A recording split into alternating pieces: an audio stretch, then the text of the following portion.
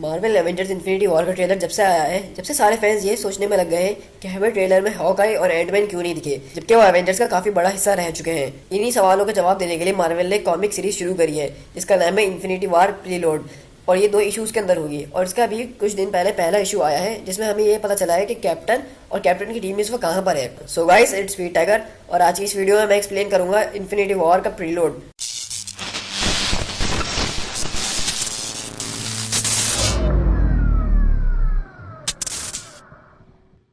Comics के and में हम देखते हैं कि किस तरह सिविल वॉर एंड हुई, कि किस तरह कैप्टन ने अपनी शील्ड छोड़ दी और टोनी स्टार्क अकेला हो गया। उसके बाद हम देखते हैं जब कैप्टन बकी को लेकर बाहर आता है तो उनको वहाँ पे टीछाला मिलता है, और टीछाला समझ चुका होता है कि इनके साथ ये सब क्या हुआ है, यानी कि वो समझ चुका है कि ये सब जीमो के काम थे ना कि बकी के। तो इसलिए वो बोलता है कि आप मेरे साथ चलें, क्योंकि इसके दिमाग के अंदर जो प्रोग्राम हुआ है हमारे पास ऐसा कोई है जो इस प्रोग्राम को ख़त्म कर सकता है। तो ये सुनने के बाद बकी को कुछ समझ में नहीं आता वो क्या बोले, तो ब्लैक पैंथर का थैंक्स करता है। लेकिन ब्लैक पैंथर बोलता है कि पहले मुझे जीमो को कहीं छोड़कर आना होगा ताकि उसको अपने जुर्म की सज़ा मिल सके। कैप्टन बोलते हैं हाँ सही है, जब तक मुझे भी कहीं पे जाना है कुछ काम करने के लिए। हम देखते हैं कैप्टन और बकी जो है राफ्ट की तरफ जा रहे होते हैं जहाँ पे कैप्टन की पूरी टीम को कैद किया गया था। हमने ये मूवी के अंदर भी देखा था। हम वहीं पे देखते हैं कि बकी जो है कैप्टन से वही सब बातें करने की कोशिश कर रहा होता है, यानी कि कैप्टन से सॉरी करने की कोशिश कर रहा होता है जो सब उसने किया।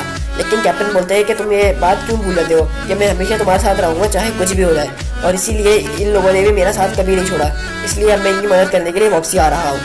तो हम वही देखते हैं कैप्टन अपने जहाज से कूदते हैं, प्रिजनर राफ्ट की तरफ जा रहे होते हैं, और कैप्टन अमेरिका वहाँ पहुँचते हैं, सारे गार्ड्स की बहुत बुरी तरह से पिटाई करते हैं और अपने सारे एवेंजर्स दोस्तों को छुड़वा लेते हैं। फिर उसके बाद हम देखते हैं कि कैप्टन जो है सारे एवेंजर्स को बोलते हैं कि तुम सब अपने अपने रास्ते चले जाओ। हॉकाई को वो बोलते हैं कि तुम अपने घर चले जाओ जैसे कि तुम पहले थे, और एंटमैन जो है अपनी बेटी के पास वापसी चले जाता है। और हम वहीं दूसरी तरफ देखते हैं कि विजन और वार्नर जो है एक साथ किसी सिटी के अंदर घूम रहे हैं। और हम यहाँ पे ये भी देख सकते हैं जो कि हमने इन्फिनिटी वॉर के ट्रेलर में भी देखा था कि विजन जो है अपनी ह्यूमन फॉर्म के अंदर है, लेकिन अभी भी इन्फिनिटी स्टोन उसके माथे पर चमक रहा है।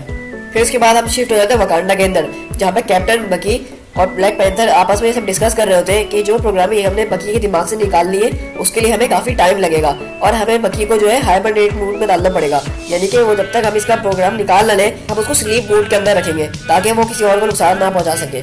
वहीं पे हम देखते हैं कि ब्लैक पैंथर के लैब के अंदर जो बकी के दिमाग की प्रोग्रामिंग को ठीक कर रही होती है वो कोई और नहीं बल्कि वो ब्लैक पैंथर की बहन शूरी है। शूरी को पहले ही हम ब्लैक पैंथर के ट्रेलर में बहुत बार देख चुके हैं और हमें देख के ये अंदाजा हो गया है कि शूरी जो है वकांडा की टोनी स्टार्क है। तो शूरी ब्लैक पैंथर को समझाने की कोशिश करती है कि जो काम तुमने मुझे दिया है वो इतना आसान नहीं है, इसमें कई महीने भी लग सकते हैं, और हमें इसके लिए बकी की सारी मेमोरीज को देखना पड़ेगा और समझना पड़ेगा कि उसके साथ ऐसा क्यों हुआ है। तो हम तभी देखते हैं कि हमें बकी की सारी मेमोरी सामने आती हुई नजर आती है। उसमें बकी की बहुत सारी पुरानी यादें, अच्छी यादें और बुरी यादें सब शामिल होती हैं। तो वहीं पे ब्लैक पैंथर कहता है चलो ये सब बातें तो हो गई, लेकिन अब तुम मुझे अच्छी खबर कब सुनाओगी। तो वो बोलती है कि मैं किसी ना किसी तरीके से इसके जो ट्रिगर वर्ड्स हैं उनको ख़त्म कर दूंगी। जब कोई भी इसको वो वर्ड्स बोलेगा तो उसका असर उस पर नहीं होगा, एक तरह से मैं इसके दिमाग को रिबूट कर दूंगी। और वो ये बता रही होती है इस एल्गोरिथम की वजह से हम जो है वकांडा के अंदर इसका अपना एक एआई बना सकते हैं, जैसा कि टोनी स्टार्क ने एक शॉर्टकट लेके अल्ट्रॉन बनाया था, लेकिन वो इतना ज़्यादा सक्सेसफुल नहीं हुआ था। लेकिन जो मैं एआई बनाऊंगी वो टोनी के अल्ट्रॉन से बहुत ज़्यादा ज़बरदस्त होगा, क्योंकि मैं टोनी स्टार्क से बहुत ज़्यादा इंटेलिजेंट हूँ। उसके बाद हम देखते हैं सीरिया के अंदर कुछ लोग रूप बदल कर आए हुए होते हैं, और वहीं पे हम देखते हैं कि कुछ टेररिस्ट जो है उनके हाथ चितौरी वेपन्स लग गए होते हैं, जैसा कि हमने स्पाइडरमैन होम कमिंग के अंदर देखा था। और वहाँ जो हमने 3 लोग देखे थे जो रूप बदल कर आए हुए थे, वो सारे मिलकर सारे टेररिस्ट की बहुत ज़बरदस्त तरीके से पिटाई करते हैं। और हमें पता चलता है जब हम अपना मार्क्स उतारते हैं फैल्कन, कैप्टन अमेरिका और ब्लैक विडो।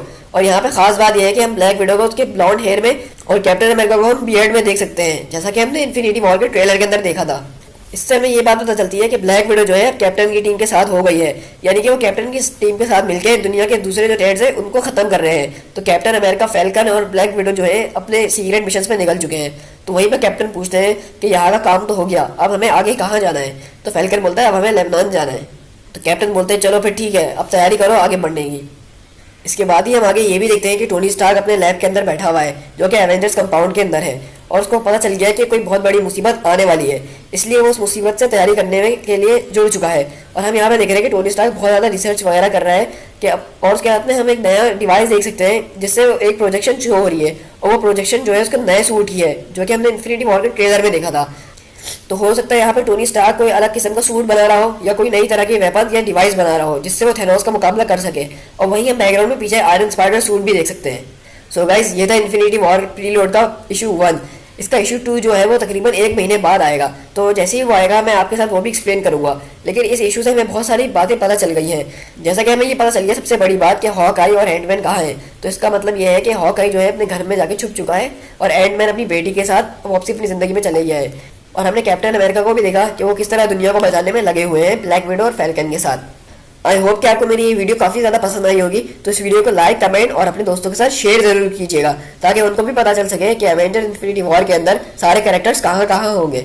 और मुझे कमेंट में ये भी ज़रूर बताइएगा कि आपके हिसाब से इशू 2 के अंदर कौन कौन से कैरेक्टर्स हमें देखने को मिलेंगे। क्या हमें थेनोस देखने को मिल सकता है या नहीं। सो गाइस, मिलते हैं अभी नेक्स्ट वीडियो में। Till then, thank you so much.